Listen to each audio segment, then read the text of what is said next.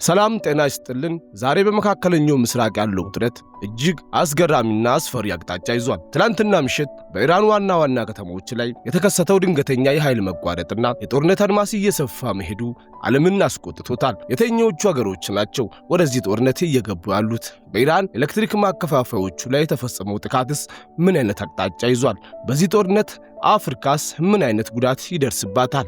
በዝርዝሩ እንመለከታለን። በትላንትናው ዕለት በኢራን ቁልፍ ኢንዱስትሪ ማዕከላትና በአንዳንድ ወታደራዊ ይዘቶች አቅራቢያ የሚገኙ የኤሌክትሪክ መሠረተ ልማት ላይ ከፍተኛ ጥቃት ተሰንዝሯል።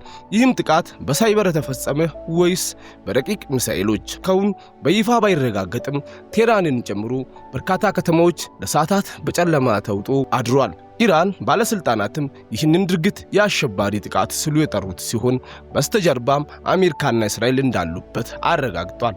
ይህም በሀገሪቷ ላይ ያለውን የደህንነትን ስጋት ወደ ቀጣይ መስመር ያሳደገ ወይንም ስጋት ውስጥ የጣለ ጉዳይ ሆኗል። ይህ ፍጥጫ በአሜሪካና በኢራን መካከል ብቻ ተወስኖ አልቀረም። ሁኔታዎቹ የጎራ መለየትን መልክ እያዙ ነው። የአሜሪካን አጋዥ ሀገሮች ብሪታንያና ፈረንሳይ በባህር ኃይል ጥበቃና በስለላ መረጃ አሜሪካን በግልጽ እየደገፉ ይገኛሉ። እስራኤል ደግሞ ለህልውናዋ ስል ማንኛውንም እርምጃ እየወሰድኩ ነው በማለት በቀጥታ የግጭቱ አካል መሆኗ ግልጽ ነው። የኢራን አጋዥ ሀገራት ደግሞ በሌላ በኩል እንደ የመን ሁቲ፣ የሊባኖስ ሂዝቦላና ኢራቅ የሚገኙ ታጣቂዎች የኢራንን የመቋቋም ግንባርን አካል በመሆን ጥቃቶችን እያጠናከሩ ነው። የኃያላን ሀገራት አቋም ሩሲያና ቻይና የጦርነቱን መስፋፋት ቢቃወሙም በተዘዋዋሪ ከኢራን ጋር ያላቸውን ወታደራዊ ኢኮኖሚያዊ ትብብር እያሳዩ መሆናቸው የምዕራባውያንን ስጋት ጨምሯል። የጦርነቱ አድማስ እየሰፋ መሄዱ ጎረቤት ሀገራትንም ስጋት ላይ ጥሏል። በተለይ የሳዑዲ አረቢያና የተባበሩት አረብ ኤምሬት የነዳጅ ማውጫዎች ላይ ጥቃት ሊሰነዘር ይችላል የሚለው ስጋት የዓለምን የነዳጅ ገበያን እያናጋው ነው። አየር መንገዶችም በመካከለኛው ምስራቅ ሰማይ ላይ የሚያደርጉትን በረራ በከፍተኛ ሁኔታ እየቀነሱ ይገኛሉ። ይህ ጦርነት ከመካከለኛው ምስራቅ በሺዎች የሚቆጠሩ ኪሎ ሜትር ርቃ ለምትገኘው አፍሪካም ከፍተኛ ስጋት ደቅኗል።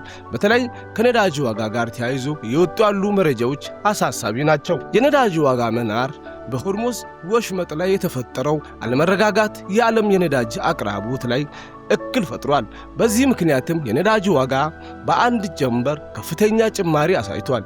ይህም ደግሞ እንደ ኢትዮጵያ፣ ኬንያና ናይጄሪያ ባሉ ነዳጅ አስመጪ የአፍሪካ ሀገራት ላይ የዋጋ ግሽፈትን በማባባስ የኑሮ ውድነትን ወደማይቀመስ ደረጃ ሊያደርሱ ይችላሉ ተብሎ ተሰግቷል። የቀይ ባህር መታወክና አፍሪካ የጦርነቱ አድማስ ወደ ቀይ ባህር በመስፋፋቱ ወደ አፍሪካ የሚገቡ የንግድ መርከቦች ረጅም መንገድ ለመጓዝ ተገዷል። ይህም የትራንስፖርትን ታሪፍ እንዲጨምርና እንደ ስንዴ፣ ማዳበሪያና መድኃኒት ያሉ መሰረታዊ ቁሳቁሶች በአፍሪካ ገበያ ላይ እጥረት እንዲገጥሟቸው እያደረገ ነው። ዲፕሎማሲያዊና የደህንነት ስጋት በርካታ የአፍሪካ ሀገራትን በሁለት ጎራዎች መካከል የዲፕሎማሲያዊ ጫና እየደረሰባቸው ይገኛል።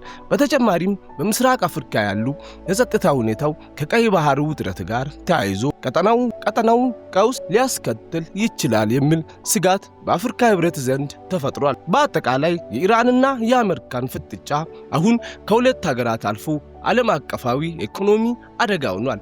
ኢራን በትላንትናው ጥቃት በጨለማ መዋጧ አጋር ሀገር ወደ ጦርነት መሰለፋቸውንና የአፍሪካ ሀገራት በነዳጅ ዋጋ መናር ምክንያት ሊገጥማቸው የሚችለው ኢኮኖሚ ቀውስ ጉዳዮቹ እጅግ አሳሳቢ ያደርጋል። የመካከለኛው ምስራቅ ሰማይ በባሩድ ጭስ እየታፈነ ይገኛል። በትላንትናው ዕለት የደረሰው የኤሌክትሪክ መሠረተ ልማት ውድመት ለትልቁ ጦርነት መነሻ ይሁን ወይስ ኃያላን ሀገራት ቆም ብሎ ያስባሉ? እናንተስ በዚህ ዙሪያ ምን ታስባላችሁ? ሐሳባችሁን በኮሜንት አጋሩን። ቪዲዮን ላይክ በማድረግ ሌሎች ጋር እንዲደርስ አድርጉ። ለተጨማሪ መረጃ ደግሞ ለቤቱ አዲስ ከሆናችሁ ቤቱን ሰብስክራይብ አድርጉ። በቀጣይ ቪዲዮ እስክንገናኝ ቸር ሰንብቱ። ይህ ጃሾ ሚዲያ ነው።